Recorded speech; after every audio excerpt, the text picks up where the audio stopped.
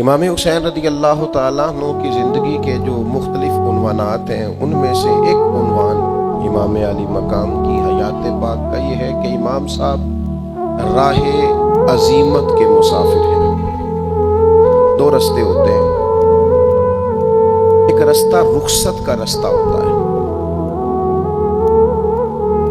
ایک عزیمت کا رستہ ہوتا ہے۔ شریعت کی اور اسلام کی حدود کا معاملہ کہیں آ رہا ہے اور آپ پر جبر ہو رہا ہے، آپ اس کے سامنے ڈٹے ہوئے ہیں کہ میں حدود کو توڑنے نہیں دوں گا، شریعت کی مخالفت نہیں کرنے دوں گا، تو آپ پر کوئی جبر کرتا ہے، کوئی سختی کرتا ہے، کوئی اسلحہ اٹھا کے لاتا ہے، تو آپ نے کوشش تو کی تھی پر اب سامنے والا طاقتور ہو گیا ہے، اس کا مقابلہ فوری طور پر نہیں کیا جا سکتا، تو آپ اگر اس رستے سے ہٹ جاتے ہیں تو شریعت آپ کو اجازت دیتی ہے کہ سامنے والا طاقتور ہے، اس وقت اقتدار اس کے ہاتھ میں ہے، آپ کھڑے تو ہوئے تھے حدود اللہ کے لیے، لیکن سامنے جو لوگ تھے ان کی طاقت اور طرح کی تھی، تو آپ ہٹ جائیں، اس کو رخصت کہتے ہیں، آپ گھر چلے جائیں، آپ نے اعلان تو کیا، بات تو کی، لیکن آپ اس وقت ماحول اس طرح کا نہیں دیکھ رہے، آپ رخصت پر عمل کر لیں۔ ایک رستہ ہوتا ہے جس کو عزیمت کا رستہ کہتے ہیں کہ ہم حق کے لیے ڈٹ گئے ہیں، اگرچہ شریعت میں گنجائش ہے، ہمیں دین اجازت دیتا ہے کہ ہم رخصت پہ عمل کریں، لیکن ہم ڈٹ گئے کہ جان جاتی ہے تو جائے، پر ہم حق کے رستے میں کھڑے رہیں گے، اسے عزیمت کا رستہ کہتے ہیں، اسے راہ عزیمت کہتے ہیں کہ آپ کوئی شریعت کی گنجائش لے کے پیچھے نہیں ہٹتے، بلکہ آپ کہتے ہیں میں نے 2 قدم آگے بڑھ کے دین کی حفاظت کرنی ہے، میں رخصت پہ نہیں چلتا، میں ڈٹوں گا۔ نہیں آپ کی کن پٹی پہ کسی نے پسٹل رکھا کہ کہو کہ میں اللہ کو نہیں مانتا ورنہ گولی مار دوں گا، تو آپ جان بچانے کے لیے اگر کفر کرتے ہیں معاذ اللہ تو ٹھیک ہے، شریعت آپ کو کہتی ہے کہ آپ مجبور تھے، آپ نے ایسی بات کر دی، کوئی حرج نہیں، لیکن اگر آپ کہیں گے کہ جان جاتی ہے تو جائے، میں رب کا انکار نہیں کروں گا، تو پھر شہادت کا بڑا درجہ ملے گا۔ ایک رخصت ہے اور ایک عزیمت ہے۔ امام حسین رضی اللہ تعالیٰ عنہ کا جو رستہ ہے وہ عزیمت کا رستہ ہے کہ چھوٹی سی گنجائش دے کے کہ چلیں جی مجھے دین اتنی گنجائش دیتا ہے، آج ہم سارے ہی اللہ ماشاءاللہ راہ رخصت کے قائل ہیں، ہمیں یہاں گنجائش ملتی ہے، ہم فوری طور پر وہ رستہ اختیار کرتے ہیں۔ اللہ کے بندوں کا یہ طریقہ تھا کہ وہ شریعت کی رخصت پر فوراً عمل نہیں کرتے تھے، بلکہ وہ کہتے تھے عزیمت کا رستہ اختیار کرنا ہے، اگرچہ وہ کٹھن کیوں نہ ہو، اور اللہ کا قرآن بھی چاہتا ہے کہ انسان مشقت والے رستوں کا تعین کرے، جان بوجھ کے اپنے آپ کو تکلیف میں نہ ڈالے، ایسا کوئی کام نہ کرے کہ جو 2 قدم زیادہ ہو، اس سے بھی حضور نے منع کیا، دین راہ اعتدال ہے، لیکن ویسے انسان کو رب نے پیدا مشقت میں کیا ہے۔ مقصد حیات ہوتا ہے نا، کوئی چیز کس لیے پیدا کی گئی، یہ اپنے دل کی تختی پہ لکھ لے قرآن مجید کا فیصلہ کہ نہ آرام سکون کے لیے دنیا میں آئے ہیں، نہ بہترین کھا کے نرم گداز بستروں پہ آرام کرنے آئے ہیں، نہ اس لیے دنیا میں آئے ہیں کہ کوئی ہمارا دروازہ نہ کھٹکھٹائے، کوئی ہمیں تکلیف نہ آئے، کوئی ہمیں بیماری نہ آئے، یہ ہو نہیں سکتا نا، ایسا ممکن نہیں۔ اللہ کریم نے قسمیں اٹھا اٹھا کے قرآن میں کہا لا اقسم بہذا البلد، مجھے اس شہر کی قسم ہو، وانت حل بہذا البلد، اس طرح کہ اے محبوب آپ اس شہر میں موجود ہیں، مجھے شہر مکہ کی قسم ہو۔ فرمایا ووالد وما ولد، باپ کی قسم ہو اور اس کی اولاد کی قسم ہو، یعنی جناب آدم کی قسم ہو، جناب آدم کی اولاد کی قسم، شہر مکہ کی قسم، آپ اس میں تشریف فرما ہے، اس کی قسم، محبوب مجھے جناب آدم اور ان کی اولاد کی قسم، قسمیں اٹھا اٹھا کے رب کہتا ہے لقد خلقنا الانسان فی کبد، تحقیق ہم نے انسان کو مشقت میں رہتا ہوا پیدا کیا، اس کا خمیر ہی ایسا بنایا ہے کہ یہ مشقت میں رہتا ہوا پیدا کیا گیا، مشقت میں۔ آپ دیکھیے انسان رحم مادر میں ہوتا ہے، ماں کے پیٹ میں ہوتا ہے تو ہر وقت ڈر لگا رہتا ہے ضائع نہ ہو جائے۔ پھر یہ پیدا ہوتا ہے تو کتنی تکلیفوں سے گزرتا ہے، بالکل جب نونہال ہوتا ہے تو کیسے اسے سنبھالا جاتا ہے، پھر یہ ماں کا دودھ پینے کے قابل ہوتا ہے، پھر دودھ چھڑانے کا ٹائم آتا ہے، وہ کتنا مشقت والا کام ہے، کتنا تکلیف والا کام۔ پھر یہ اپنے قدموں پہ چلنا شروع کرتا ہے تو کئی دفعہ گرتا ہے، پھر یہ تعلیم کے مراحل سے گزرتا ہے، پھر کام کاج کے مراحل سے گزرتا ہے، زندگی مشقت کے ساتھ گزارتا ہے۔ آپ کو پتہ ہے دنیا میں دکھی کون رہتے ہیں؟ جو سکھی رہنے کے چکر میں۔ دنیا میں پریشان کون رہتے ہیں؟ جو زیادہ خوشحال رہنے کے موڈ میں۔ لقد خلقنا الانسان فی کبد، پیدا کرنے والا فرماتا ہے ہم نے انسان کو مشقت میں رہتا ہوا پیدا کیا ہے، اس کا خمیر مشقت ہے، اس کو جو ترکیب کیا گیا ہے جن عناصر سے وہ عناصر مشقت سے بنے، اس کو عمر بھر جدوجہد کی ہے۔ جو ہمارے ہاں بعض لوگ کہتے ہیں نا جی میں نے کچھ نہیں کرنا، تو آپ اپنے ساتھ زیادتی کر رہے ہیں۔ آپ کا خمیر ہی مشقت ہے۔ آپ بوڑھے ہو جائیں یا ریٹائر ہو جائیں یا کسی جگہ بھی چلے جائیں، وہ ہمارے بزرگ کہا کرتے تھے نا کہ اگر ہم بیٹھ گئے تو پھر ہم بیٹھ ہی گئے، لہذا بیٹھنا نہیں، کچھ نہ کچھ کرتے رہنا۔ مشقت، جدوجہد، عزیمت کا رستہ، آگے بڑھ کے کوشش۔ شیخ سعدی رحمت اللہ علیہ فرماتے ہیں کہ بہت سارے لوگ تعلیم کے مسئلے میں پریشان ہو جاتے ہیں، مایوس ہو جاتے ہیں، مجھے نہیں یاد ہوتا، مجھ سے نہیں پڑھا جاتا، یہ میرے والا کام نہیں۔ اللہ کے محبوب علیہ السلام نے تو فرمایا طلب علم ہر مسلمان پر فرض ہے۔ حالانکہ حضور جانتے ہیں سارے ذہین نہیں، سب کو یاد نہیں ہوتا، لیکن فرمایا ضرورت کے مطابق علم حاصل کرنا ہر مسلمان پر فرض ہے۔ کرے کیا؟ تھوڑی سی ذرا مشقت کر لو، تھوڑی ذرا محنت کر لو، تھوڑی ذرا جدوجہد کر لو۔ کسی کو 3 دفعہ دہرانے سے یاد ہوتا ہے تو چل 13 دفعہ دہرا لے، تو تھوڑا تیز ہو جائے اس کام میں۔ مشقت نہیں کرتے، سیکھتے نہیں، جدوجہد نہیں کرتے۔ ہم راہ علم کے معاملے میں وہ سختیاں نہیں جھیلتے جو ہمیں جھیلنی چاہیے۔ ہم اس طرح سے اس کے اندر اپنے دل کو لگاتے نہیں، ذہن کو کھپاتے نہیں۔ ہمارا مزاج نہیں ہوتا کہ ہم صحیح طور پر نبی پاک صلی اللہ تعالی علیہ وسلم کو وضو کرایا تھا حضرت عبداللہ ابن عباس نے، تو میرے کریم خوش ہو گئے اور خوش ہو کے دعا دی یا اللہ اسے علم اور حکمت عطا فرما۔ اب جس طرح آج کل اللہ ماشاءاللہ سارے پیروں کے بچے پڑھے ہی نہیں ہوتے، سب کو علم لدنی ہوتا ہے، محنت ہی نہیں کرتے، سب تعلیم یافتہ ہیں، کوئی ضرورت نہیں۔ ویسے بھی کہہ سکتے تھے کہ مجھے حضور کی دعا ہے اور نبی پاک کی دعا سے علم آ بھی جاتا ہے، بغیر پڑھے بھی آ جاتا ہے۔ حضور تو سینے پہ دست مبارک رکھ دے تو اس سے علم آ جاتا ہے، لیکن حضور نے ان کو جب علم کی دعا دی تو حضرت عبداللہ ابن عباس کا کردار یہ نہیں تھا کہ میں نے گھر میں ہی پڑھ لیا، اب مجھے ضرورت نہیں ہے۔ جناب عبداللہ ابن عباس کا یہ کام تھا کہ ایک ایک صحابی کے دروازے پہ جاتے، دستک دیتے، فرماتے سنا ہے آپ کے پاس نبی پاک کی کچھ حدیثیں ہیں، مجھے سنا نہیں دیتے، مجھے پڑھا نہیں دیتے۔ حضرت ابی بن کعب رضی اللہ تعالیٰ عنہ کے پاس کافی احادیث کا ذخیرہ تھا۔ حضرت عبداللہ ابن عباس خاندان نبوت کے فرد ہیں، پر راہ علم کی سختیوں کو برداشت کرتے، مشقتوں کو جھیلتے، اور آپ حضرت ابی بن کعب کے گھر تشریف لے جاتے، ان کا گھر کا دروازہ صحرا میں کھولتا تھا مدینہ منورہ میں، تو آپ کیا کرتے؟ دستک نہیں دیتے استاد کے دروازے پہ، یہ ادب کے خلاف ہے، دستک نہیں دیتے۔ حضور نے دعا دی تھی کہ اللہ اسے علم اور حکمت عطا فرما، دستک نہیں دیتے تھے، دروازے پر بیٹھ جاتے تھے، دیر تک بیٹھے رہتے۔ فرماتے کبھی میں تھک جاتا تو میں لیٹ بھی جاتا، ٹھنڈی ہوائیں مدینہ چوم کے گزرتی تو ریت اڑتی تو میرے بالوں میں بھی پڑ جاتی۔ فرماتے میں بیٹھا رہتا، استاد صاحب اپنی مرضی سے باہر آتے، بے ادبہ مقصود نہیں اصل نہ درگاہ ٹوئی، اے بانج ادب دے محمد بخشا توڑ نہیں چڑھیا کوئی۔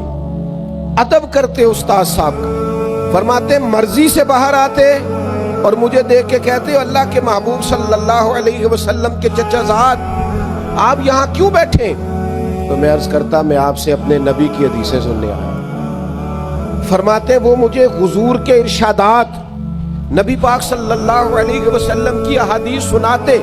راہ علم میں مشقت کرنا، جدوجہد کرنا میں آج بھی آپ کی خدمت میں عرض کروں گا، ڈھیر سارے لوگوں کو صحیح قرآن مجید پڑھنا نہیں آتا، نماز کے، وضو کے، غسل کے، اور اگر زکوٰۃ فرض ہو جائے تو زکوٰۃ کے، حج کے مسائل نہیں آتے۔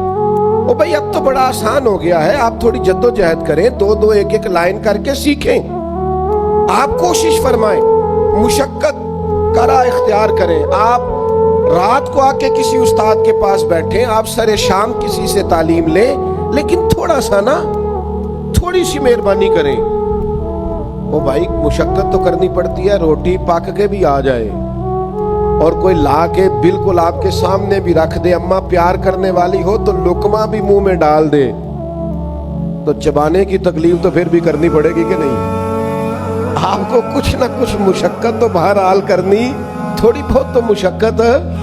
وہ کوئی آدمی تھا نا، تو وہ مسکرانے، کچھ لوگ ایسے ہوتے ہیں وہ بیچارے مسکرانے کی تکلیف بھی نہیں کرتے کہ چلو ماحول اچھا ہو جائے گا، میری وجہ سے باقی بھی مسکرا دیں گے، تو ان کی بھی کسی نے منت کی، اس نے کہا ہلکا سا تبسم ہو جائے تزئین گلستاں کی خاطر، تکلیف تو تم کو ہوگی مگر پر تکلیف ذرا سی سہتا جا، اور چل تھوڑا مسکرا دے، اس میں تکلیف تو ہوگی، کچھ بندے سنجیدہ ہوتے ہیں نا جی، ہلکا سا تبسم ہو جائے تزئین گلستاں کی خاطر، ذرا پھول مہکنے لگیں گے، دائیں بائیں ماحول اچھا ہو جائے گا، ہلکا سا تبسم ہو جائے تزئین گلستاں کی خاطر، اور تکلیف تو تم کو ہوگی مگر چل تکلیف ذرا سی سہتا جا۔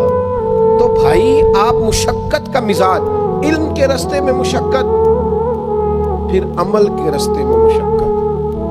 مجھے پتا ہے نماز پڑھنا آسان کام نہیں،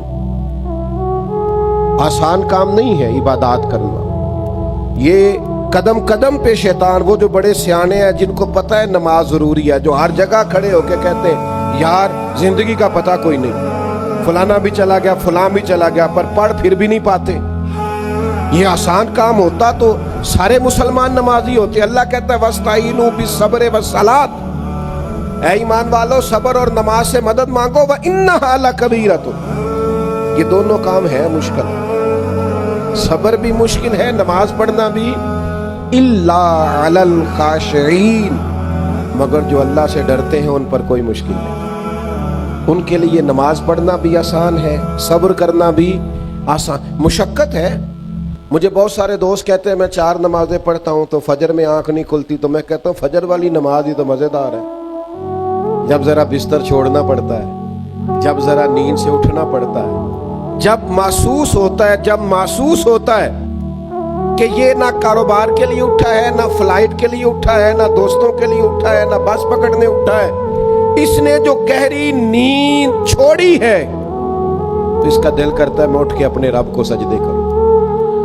آپ ذرا غور فرمائے نا، اگر یہ مشقت وہ تہجد کے لیے کرے عبادت کی، یعنی عین سحری میں اٹھے، اور حضور فرماتے ہیں اگر جوان اٹھے، نوجوان اٹھے، چڑھتی جوانی ہے، جذبات ہے، نیند بھی گہری آتی ہے، سونے کو بھی جی چاہتا ہے، گھر میں اے سی بھی لگا ہوا ہے، سہولیات بھی ہیں، پر سارا کچھ چھوڑ کے اٹھا ہے تہجد پڑھنے کے لیے، تو اللہ کے پیارے رسول صلی اللہ تعالی علیہ وسلم فرماتے ہیں جوان آدمی جب تہجد پڑھنے کے لیے کھڑا ہوتا ہے نا، تو اسے دیکھ کے رب مسکراتا ہے جو اس کی شان کے لائق، اللہ مسکراتا ہے جو اس کی شان کے لائق ہے، جو اس کی عظمت کے لائق ہے، جو اس کو شایع ہے۔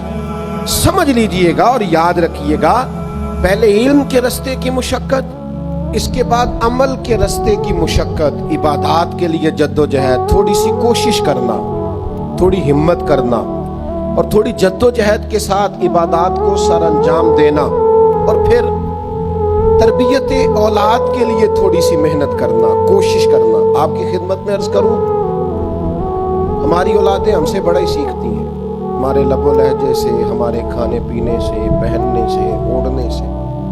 ہمیں تھوڑی محنت کرنی ہوگی اپنی اولاد کی تربیت کے لیے، لیکچر نہ دیں ان کو، اپنا کردار بہترین کریں۔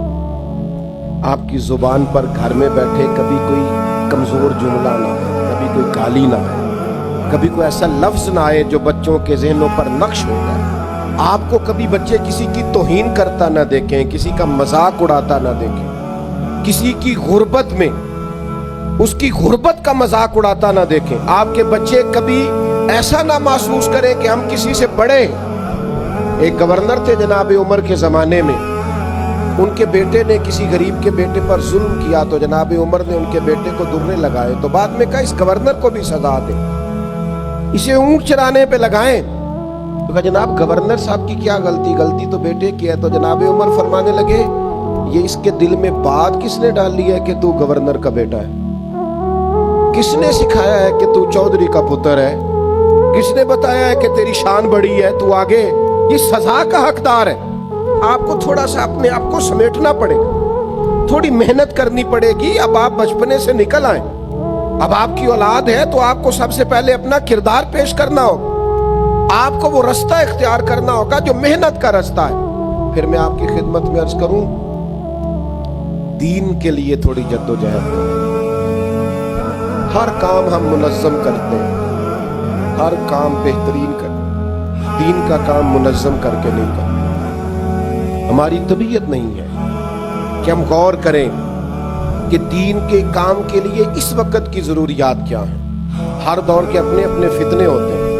اس دور کے فتنے کیا ہیں اور ان کا جواب کیا ہے؟ اس دور کی آزمائشیں کیا ہیں؟ ہمارے بچے کن پریشانیوں کا شکار ہیں؟ خدا نہ خواستہ ماضی میں اللہ تعالیٰ معاف فرمائے سینما ہوتا تھا تو روکا جا سکتا تھا، بچوں کی نگرانی کی جا سکتی تھی کہ وہاں جا کے وہ کوئی بری چیز نہ دیکھیں. پھر اس کے بعد کچھ ایسی ٹیکنالوجی آئے گی، کچھ کیسٹیں تھیں اور بچے لا کے کسی مخصوص جگہ پہ اس کو لگاتے تھے تو ڈر ہوتا تھا کوئی گانا باجا کوئی کمزور چیز نہ دیکھیں. اب تو دور بدل گیا،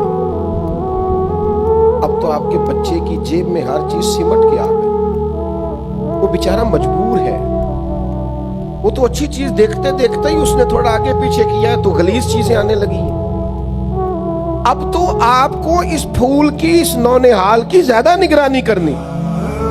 اب تو فتنہ اور طرح کا تھا. اب تو آپ کو دین کے معاملے میں اس طرح کی تربیت اسے کرنی تھی کہ وہ اپنی نظر کو بہت زیادہ بچانے والا ہو. اس کو اندازہ ہو کہ یہ بڑی بری چیز ہے، یہ غلیظ ہے، یہ میرا دین مجھے اس بدنگاہی کی اجازت نہیں دیتا. اس کو وہاں سے نکلنا تھا. میں پسند نہیں کرتا تھا، آج بھی پسند نہیں کرتا زیادہ تصویر سازی. میرے قبلہ عالم اجازت نہیں دیتے تھے، ان کا فتویٰ یہ تھا کہ اس سے بچنا چاہیے. آج بھی میری طبیعت نہیں مانتی زیادہ، لیکن جب میں یہ دیکھتا ہوں نا کہ چلو موبائل پہ چلتے چلتے ہو سکتا ہے کوئی میری عاجز کی بات ہی سن لے اور کوئی ٹوٹا پوٹا جملہ اس کے دل سے ٹکرا کے گزر جائے، چلو اثر کرے نہ کرے، سن تو لے میری فریاد. نہیں ہے داد کا طالب یہ بندہ آزاد. تو میں اللہ تعالیٰ مجھے کروڑ دفعہ معاف کرے اور میرے گناہوں کو اللہ درگزر کرے. مجھے سینکڑوں ہزاروں لوگ زندگی میں ملے ہیں انہوں نے کہا صاحب وہ آپ کے 2 جملے سنے تھے تو اللہ تعالیٰ نے دل میں اثر پیدا کر تو چھوڑ دیا.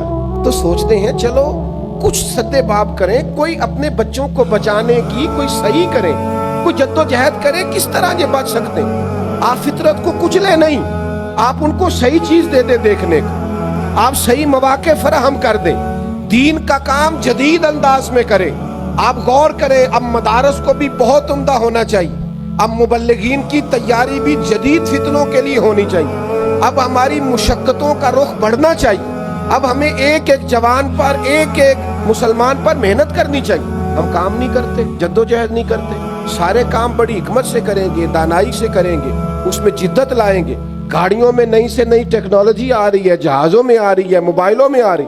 تو مذہب کے معاملے میں آپ کیوں نہیں جدید انداز اختیار کرتے کہ جس سے لوگوں کو آپ سمجھا سکیں کہ بھئی یہ تمہاری روحانیت ہے، یہ صوفیاء کا پیغام ہے، یہ نبی پاک کی سیرت ہے. آپ کیوں اس طرح کتاب و سنت کا عنوان بیان کرتے ہیں کہ لوگوں کو لگے یہ بڑا مشکل کام ہے، میں نہیں کر سکتا. آپ انہیں بتائیں کہ رسول پاک کا سارا اسوہ نور عمل کرنے کے لیے. امام حسین کی زندگی میں آپ کو آج اس ہزاروں کے مجمع میں، اس نورانی محفل میں جس میں ایک ایک فرد کا چہرہ حضور کی اولاد کی محبت سے چمک رہا ہے، بہت کم لوگوں کو آسانی حاصل ہے. آپ تشریف لائیں اور اس محبت سے اتنی بڑی تعداد میں آئیں. میں آپ کو ذمہ داری سے بتانا چاہتا ہوں کہ جو لوگ سر اٹھا کے جینا چاہتے ہیں، اور جو لوگ اپنی عزت اور وقار کے ساتھ زندگی گزارنا چاہتے ہیں، اور جو کسی جگہ جھکنا نہیں چاہتے، اور جو کبھی کمزور نہیں پڑنا چاہتے، اور جو ٹینشن سے، ڈپریشن سے، انزائٹی سے، سٹریس سے باہر رہنا چاہتے ہیں، ان کا ایک ہی علاج ہے کہ وہ امام حسین کی زندگی کو پڑھا کریں، وہ حسین ابن علی سے فیضان حاصل کریں۔ ان کو سمجھ آئے گی کہ جینا کس کو کہتے ہیں، کھڑا ہونا کس کو کہتے ہیں، حوصلہ کس کو کہتے ہیں، صبر کس کو کہتے ہیں، فکری تازگی کیا ہوتی ہے، توانائی کیا ہوتی ہے۔ اور مجھے کہہ لینے دو، ان کو پتہ چلے گا، سیدہ کا لال بتائے گا کہ اطمینان کس کو کہتے ہیں، سکون کس کو کہتے ہیں، طبیعت کا ٹھہراؤ کیا ہوتا ہے۔ یعنی امام حسین کی مسکراہٹ، ان کا اطمینان، ان کا کربلا کے میدان میں سارے زخم کھا کے مسکرانا، یہ مار گیا تھا یزیدیوں کو، یہ تباہ کر گیا تھا یزیدیوں کو، کیونکہ وہ سچے تھے۔ انہیں سامنے جنت نظر آ رہی تھی، نانا مصطفیٰ کریم علیہ السلام کا استقبال کرنا دکھائی دے رہا تھا، انہیں نظر آ رہا تھا مولا علی مجھے سینے سے لگائیں گے، میری ماں سیدہ مجھے اپنی باہوں میں لیں گی، نظر آ رہا تھا۔ چونکہ سچے تھے، حق پہ تھے، لہذا جان بھی دی تو مسکرا مسکرا کے دی۔ ہم تو دشمن کو بھی پاکیزہ سزا دیتے ہیں، ہاتھ اٹھاتے نہیں، اسے اس کی نظروں سے گرا دیتے ہیں۔ ہے تھوڑا مشکل، مشقت والا یہ جو شمر تھا نا پانی بند کرنے والا اور حضور کی اولاد پاک کو قتل کرنے والا، جب مختار ثقفی کی فوجیں اس کے پیچھے لگی نا تو یہ دوڑا مدینے کی طرف، مضافات مدینہ میں دوڑتا دوڑتا دوڑتا دوڑتا ایک ایسے خیمے میں داخل ہوا جس خیمے کے اندر مصلی پہ امام زین العابدین تشریف فرما رضی اللہ۔ یہ نظر اٹھی امام علی میں، دکھ بھی نہیں بندے کو بھول، دشمن بھی بندے کو نہیں بھول، جس نے تکلیف دی ہو وہ بھی اکثر یاد آتا ہے۔ تو امام نے یوں نظر اٹھائی، دیکھا، چونکہ وہ دوڑا آیا تھا اور گرمی کا موسم تھا تو سانس پھولا ہوا تھا، تو امام فرمانے لگے پانی پلاؤں؟ دشمن ہے نا، میں نے کہا کام مشکل ہے اور انسان آیا ہی مشقت میں، ذرا اپنے آپ کو مشقت میں ڈالے نا، پانی پلاؤں کس کو جس نے پانی بند کیا؟ تو شیمر سمجھا کہ انہوں نے پہچانا نہیں۔ امام اٹھے، مٹکے سے پانی پیالے میں ڈالا اور بھر کے دیا، کہا پی لو۔ پیاس بڑی شدید تھی، وہ پی گیا۔ امام نے ایک پیالہ اور بھر کے دیا، تیسرا پیالہ اور دیا، جی بھر کے پانی پی لیا، تھوڑا سستا لیا، سانس بحال ہو گئی۔ امام مصلی پہ چلے گئے، اسے بھی محسوس ہوا کہ جو فوج میرے پیچھے لگی تھی وہ دائیں بائیں ہو گئی، وہ باہر نکلا۔ ہائے کام تو مشکل ہے، پر میں نے کہا دشمن کو اس طرح بھی مارا جا سکتا ہے۔ یہ بھی ہے کردار اور اخلاق کی عظمت جس سے دشمن قتل ہوتا ہے۔ باہر جا کے نا تو وہ شرم سے پانی پانی ہو گیا، لوٹ کر پھر اندر آیا۔ اسے پتا تھا کہ فوجیں میرے پیچھے ہیں، مرنا تو میں نے ہے ہی، تو ایک سچ نہ بول جاؤں جاتے جاتے۔ کہنے لگا زین العابدین شاید پہچانا نہیں، شرم سے گردن جھکی ہوئی، شاید آپ نے پہچانا نہیں۔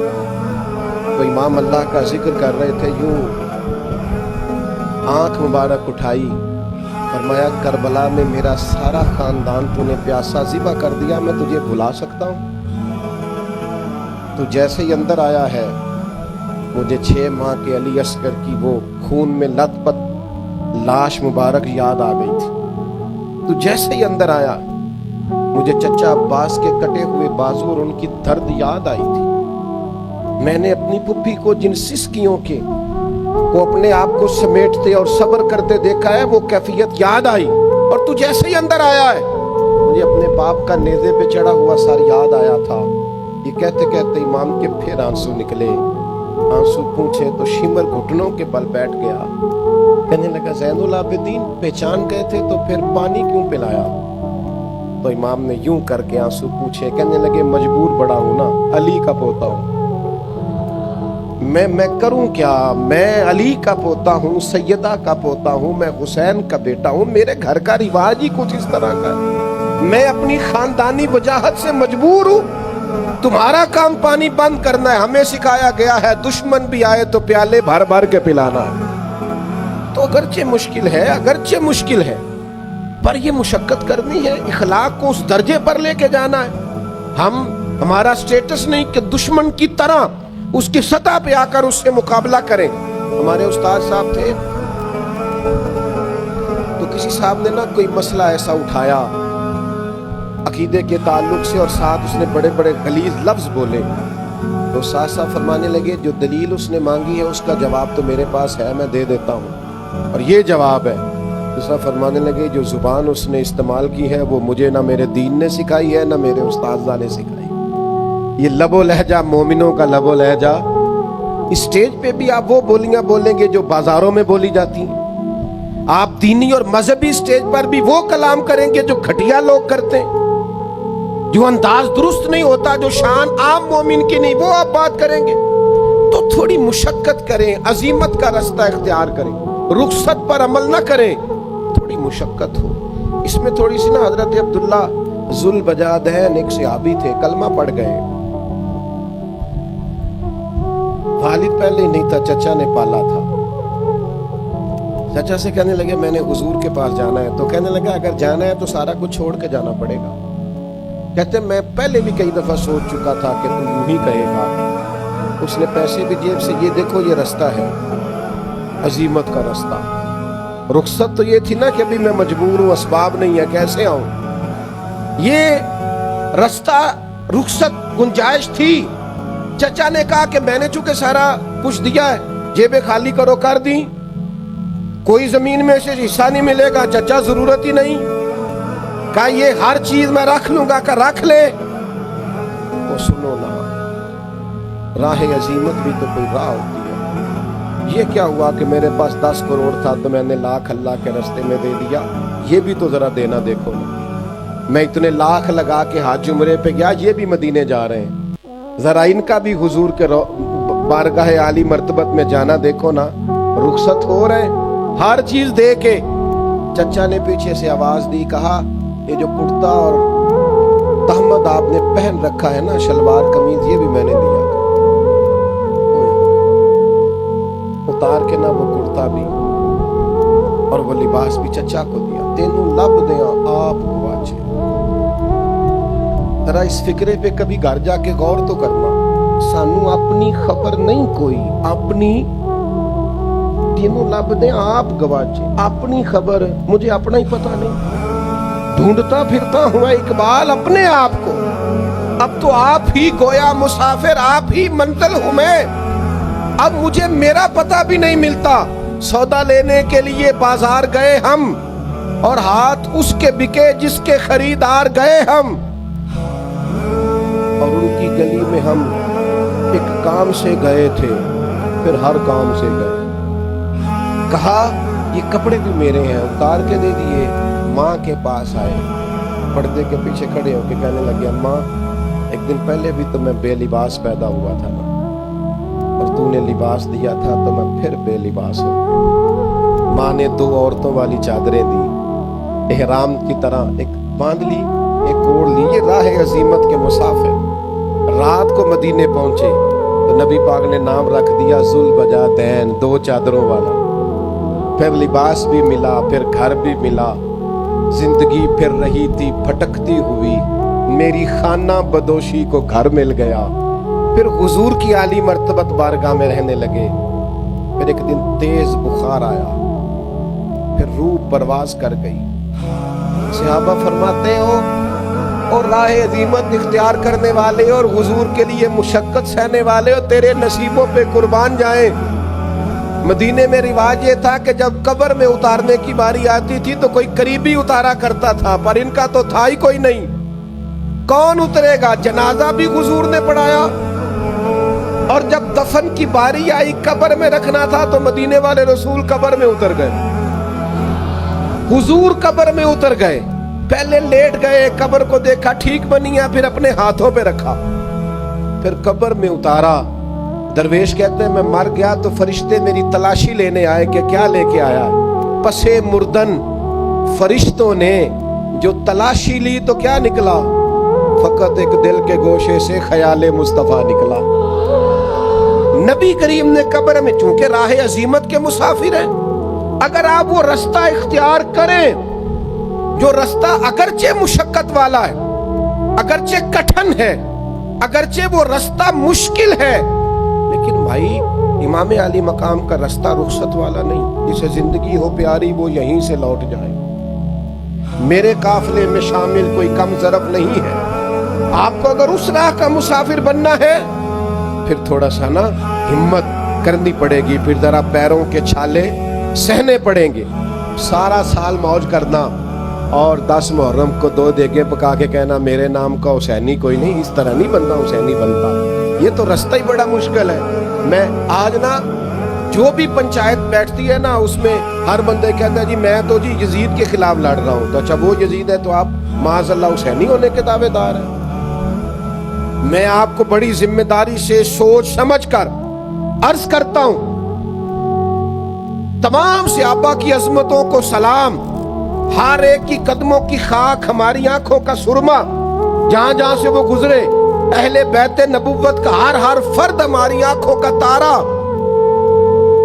اور بڑا مشکل کام ہے حسینی بننا، بڑا مشکل. یہ بڑا مشکل ہے.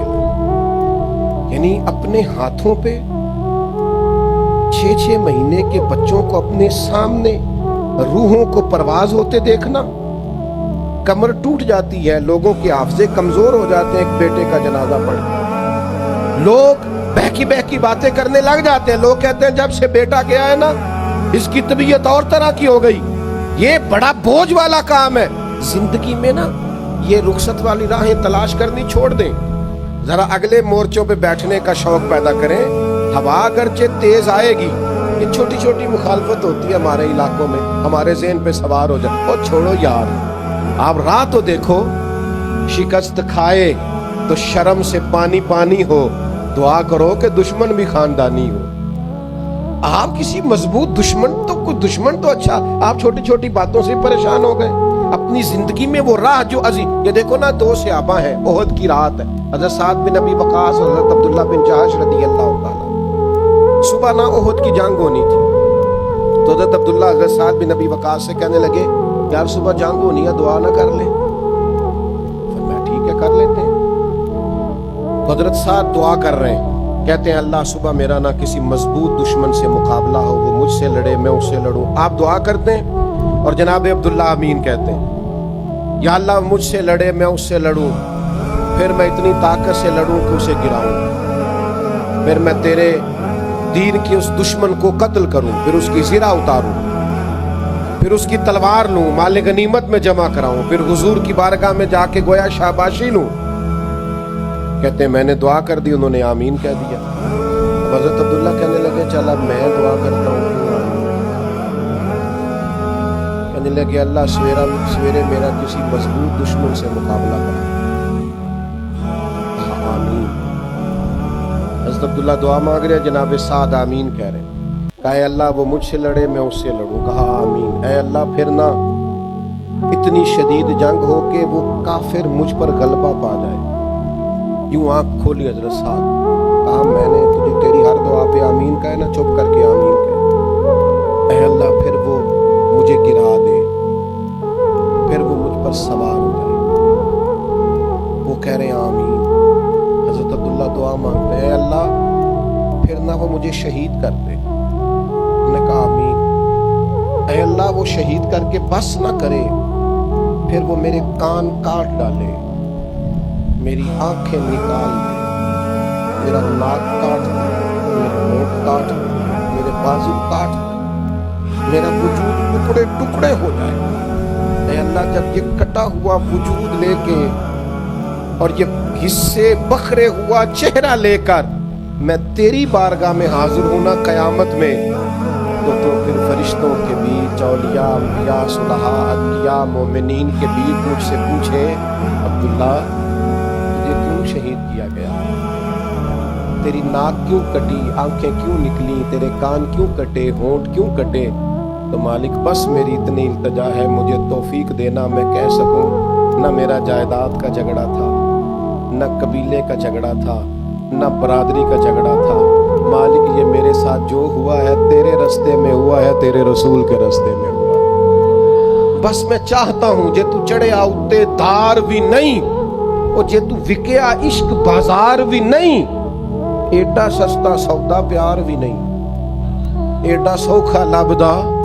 ਮੇਰੇ ਜੀ ਹਜ਼ਰਤ ਸਾਹਿਬ ਮੇਰੇ ਨਾਲ ਬੜਾ ਪਿਆਰ ਕਰਦੇ ਨੇ, ਤੇ ਉਹ ਤੇ ਅੱਲਾਹ ਵਾਲੇ ਨੇ, ਉਹਨਾਂ ਦਾ ਤੇ ਕੰਮ ਹੀ ਪਿਆਰ ਕਰਨਾ ਹੈ। ਤੂੰ ਆਪਣੀ ਹਰਕਤਾਂ ਦੇਖ, ਕਈ ਜੰਗਲ ਗਾਣੇ ਪੈਂਦੇ ਨੇ, ਕਈ ਦੋਜ਼ਖ ਲੰਘਣੇ ਪੈਂਦੇ ਨੇ, ਜੋ ਇਸ ਮੁੱਲੋਂ ਵੀ ਮਿਲ ਜਾਵੇ ਤੇ ਇਦੋਂ ਸਸਤਾ ਹੋਰ ਵਪਾਰ ਵੀ ਨਹੀਂ। ਕੁਝ ਸਮਝ ਨਹੀਂ ਆਉਂਦੀ ਲੋਕਾਂ ਨੂੰ, ਉਹ ਕਾਹਦੇ ਨਾਲ ਸ਼ਹੀਦ ਕਰੇ, ਡਿੱਠੀ ਯਾਰ ਦੇ ਹੱਥ ਤਲਵਾਰ ਵੀ ਨਹੀਂ, ਪਰ ਉਹਦਾ ਖਾਲੀ ਜਾਂਦਾ वार भी नहीं। दोस्तों ये ना ये रुखसत की राहें ना तलाश करो जी, वो मैं थोड़ा सा कर लूँ, मैं थोड़ा सा रहने दूँ, थोड़ा सा ना, ये देखो जरा राह मोहब्बत में ना और भी रास्ते आते हैं। कई दफा ना लोग आपको कहते हैं कि आपके महबूब ने तो आपके साथ यूं कर दिया, आपको तो वो मतलब उस तरह से पजीरा ही नहीं, आपका तो वो काम ही नहीं, आपकी तो वहां वो अहमियत ही नहीं। आपको बड़े बड़े रंगों में लोग माज़अल्लाह सुम्मा माज़अल्लाह, यहां तक लोग कहते हैं 5 नमाजें पढ़ता हूं, काम तो मेरा फिर नहीं चलता, मैं तो बड़े सदकात देता हूं। आपका ज़हन बनाया जाता है कि आपकी तो कबूलियत ही नहीं, आप तो वहां तक पहुंचे ही नहीं, आपको तो वो मिला ही नहीं, आपको तो कुर्बत ही नहीं। माज़अल्लाह ताला लोगों का ख्याल होता है इतना दीन पे अमल किया तो मुझे क्या मिला। ये बड़ी शातिराना चाल है नफ्स और शैतान की। सहाबी थे हज़रत अबू बसीर रज़ियल्लाहु ताला, ये सुलह हुदैबिया के फौरन बाद ना मक्का मुकरमा से मुसलमान थे, हिजरत करके मदीने आए। तो नबी पाक अलैहिस्सलाम ने एक शर्त तय की थी कुफार के साथ कि वहां से जो शख्स अपने आका की इजाजत के बगैर यहाँ आ जाएगा, अगरचे मुसलमान हो, हम वापस कर देंगे, और यहाँ से अगर कोई गया तो वो वापस नहीं करेंगे। अब ज़ाहिर ये शर्त बराबर की नहीं थी, लेकिन इसका बड़ा फायदा हुआ। जो मुसलमान मक्के से आता था, पता था हुजूर तो रखेंगे नहीं और मक्के वापस जा नहीं सकता, वो तीसरी जगह जाके बैठता था और इस्लाम का एक नया डेरा आबाद हो जाता था। बहुत सारे मुसयाबी शहरों में जाके बैठे और पूरे का पूरा शहर और कबीला ही मुसलमान कर लिया। हजरत अबू बसीर किसी तरीके से ना मक्का मुकरमा से मदीना तैयबा पहुंचे। अब हुजूर ने इस शर्त पर साइन किए हुए थे कि कोई मक्के से मदीने आ गया तो हम वापस कर दें। काफिरों ने 2 बंदे भेजे कि जाएं, सरकार का वादा है, तो अबू बसीर को वापस लाए। वो दोनों आए, जनाबे अबू बसीर को लेने के लिए नबी पाक अलैहिस्सलाम की खिदमत में अर्ज किया, या रसूल अल्लाह सल्लल्लाहु अलैहि वसल्लम, ये आपने वादा किया तो इनको वापस भेजो, थोड़ी देर के लिए जरा गौर करना। कितना मुश्किल था सरकार के लिए आए हुए को वापस भेजना, लेकिन हुजूर ने फरमाया हम वादा कर चुके हैं, तुम्हें मदीने नहीं रख सकते। अर्ज की, या रसूल अल्लाह मुझे कोई शिकवा नहीं हुआ, हुजूर आप जैसे हुक्म करें। यानी ऐसा हुक्म जो बज़ाहिर आम आदमी की तबीयत के खिलाफ हो, हुजूर ने मदीने से भेज दिया। मदीने से बाहर जाके जनाब अबू बसीर कहने लगे, लो मेरे महबूब का जिम्मा खत्म हुआ, अब मैं जानूं और तुम जाने। किसी तरीके से एक को कत्ल किया, दूसरा भाग गया। समुंदर के किनारे उस रास्ते में डेरा लगा लिया जो रास्ता मदीने को जाता था। मक्के जा नहीं सकते थे, मदीने आने से हुजूर ने पाबंदी लगा रखी थी। बड़ा मुश्किल काम, बड़ा तकलीफ दे। ये अजीमत का रास्ता है कि आप जिस महबूब के लिए सब कुछ कुर्बान करने को तैयार हैं, बज़ाहिर उन्हीं के पास जाने पर आप पर पाबंदी है, पर ये राह अजीमत के राही इन्होंने इन दुखों को भी सुख समझ के कबूल किया। कितना जमाना बीत गया साहिल समुंदर पे बैठे हुए। बाकी भी जिनको जगह नहीं मिलती थी, हजरत अबू जंदल रज़ियल्लाहु ताला अन्हु जैसे अजीम सहाबा, इस शर्त की वजह से जो मक्के और मदीने में जगह ना पाते वो भी इनके पास आते।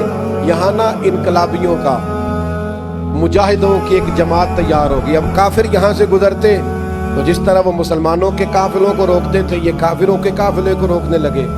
जिस शर्त पर बड़ा इतराते थे ना कुफारे मक्का, अब इन्हीं लोगों से वो परेशान हुए कि ये तो जगह जगह जत्थे बन गए, हुजूर के यहाँ जा नहीं सकते, हमने इनको यहाँ से तकलीफ दी है, कुर्बान जाए। अब शर्त खत्म करने के लिए खुद हुजूर की बारगाह, मेहरबानी करें आप इनको बुला ले मदीने। कुफार आए, जिंदगी के भी अपने रंग हैं। हजरत अबू जंदल फरमाते हैं नबी पाक का मदीने से खत आया, पैगाम सबा लाई है दरबार नबी से, आया है बुलावा मुझे सरकार नबी से। कहते हैं हुजूर का खत तशरीफ लाया जनाबे अबू बसीर के पास के आ जा मदीने, नबी पाक का खत आया। और इधर सुनना हो मेरे संगियों, हुजूर का नामा मुबारक आया, खत मुबारक आया। कहते हैं जनाब अबू बसीर को ना हुजूर का खत दिया तो हालत ये थी कि वो चारपाई पे लेटे थे, सख्त बीमार, आखिरी वक्त चल रहा। यूं हुजूर का खत पढ़ा, मदीने आने की इजाजत हो गई है, और फिर उसे चूमा, फिर आंखों पे लगाया, और कहते हैं फिर उन्होंने सीने पे रखा रूह परवाज करके, लै ओ सजना असा तोड़ निभाई, जान भी दिती ते राह तेरे। इस तरह का रास्ता के आखिरी दम तक नबी पाक अलैहिस्सलातु सलाम की बात के वो पाबंद रहे। राह रुखसत ना इख्तियार करो, चोर दरवाजे ना ढूंढो, राह अजीमत के मुसाफिर बनो। इमाम हुसैन रदी अल्लाह ताला अन्हु को सब ने रोका कि हुसैन अभी मौका नहीं है, वक्त नहीं है, हालात का तकाजा नहीं है, अभी ये खड़े होने का वक्त नहीं। और मुखलिसीन ने रोका, पर इमाम ने कोई रुखसत की राह इख्तियार नहीं की, राह अजीमत की राह इख्तियार की, पत्थरों और चटियल मैदानों वाली राह इख्तियार की, प्यास भूख और परदेस की राह इख्तियार की। उन्होंने कुर्बानियों का रास्ता इख्तियार किया। वो आराम से बैठते, कितने पीर हैं जुब्बे कुब्बे पहन के आस्थानों पे बैठे हैं, लोग आ जाते हैं, ये मुशक्कत कौन करे। इमाम हुसैन के पास तो आस्थाना था मदीना शरीफ, मस्जिद थी मस्जिद नबवी शरीफ, गुलाम थे सहाबा और उनकी औलादें जो इकराम करते थे इमाम अली मकाम का, हर चीज मौजूद थी, दुनिया वहां सिमट के जाती, पर कोई बुज़दिलाना राह नहीं इख्तियार की। हमारे रास्ते बड़े बुज़दिलाना से हैं, हमारे रवैये बड़े कमजोर से हैं, हमारी बातों में बड़ी लचक है, हमारे लबो लहजे में इजाजतों का राह है कि कोई रास्ता निकल आए तो हमें इजाजत हो जाए। इमाम हुसैन से सीखिए, अपने मिजाज को उस रास्ते पे डालो। मेरे भाई थोड़ा सोना शुरू करो, कम खाने की आदत डालो। हमारे एक बुजुर्ग थे, वो किसी ने उनसे कहा कि ये औलाद बड़ी होके सहारा बनेगी। कहने लगे ना भाई, मैंने कभी नहीं सोचा बच्चे सहारा बनेंगे। मेरी ख्वाहिश है कि मैंने कोशिश की है दादा दादी की भी नौकरी करूं, नाना नानी की भी करूं, माँ और बाप की भी करूं, जिस तक हद तक हो सके बहन भाइयों की भी करूं, बीवी बच्चों की भी, मैं जो हुकूक है वो अदा करूं। मेरी ख्वाहिश नहीं है कि कल को मेरा कोई सहारा बने, मुझे रब रसूल का सहारा ही ठीक है, यही आसरा सबसे बेहतर है। हम इस तरह की भी कोई तिजारत नहीं करते, हम कोशिश करते हैं कोई खिदमत हो जाए। ये जो हमारा ख्याल होता है ना, मेरी खिदमत की जाए, मेरी ताबेदारी, आप छोड़ दें, आप खुद खादिम बन। ये जो मखदूम बनने का शौक है ये निकाल दें। मैंने ड्यूटी करनी है जितनी मुझसे हो सकी, हर वक्त ड्यूटी का मिजाज बनाएं। और ये जो थोड़ी सी मुझे गुंजाइश मिल गई है, मिसवाक नहीं तो मैं उंगली चला लूँ, मैं खड़ा नहीं हो सकता, चलो बैठ के पढ़ने की भी इजाज़त है, मैं बैठ के पढ़ लूँ, मैं फलाने काम की भी शरीयत। आप आला हज़रत फाज़िल बरेलवी रहमतुल्लाह अलैह फरमाते हैं, जो मुस्ताहब छोड़ता है फिर सुन्नतें भी छोड़ता है, जो सुन्नतें छोड़ता है एक वक्त आता है वाजिबात का तरक कर, वाजिब छोड़ता है तो वसवसे आते हैं, वो फर्ज भी छोड़ने शुरू कर देता है। लिहाजा मैं आपको बताता हूँ, अकेले नमाज पढ़ने का वो मज़ा नहीं जो जमात से पढ़ने का। तो रास्ते ना निकाला करें कि ये भी तो जायज़ है, इसकी भी तो गुंजाइश है, इस रास्ते में ना पड़े। इमाम हुसैन ने हमें राह ये दी है कि हमें अजीमत का रास्ता इख्तियार करना है, गुंजाइशें नहीं तलाश करनी। अल्लाह ताला हमें उनके रास्ते पे चलने की तौफीक दे।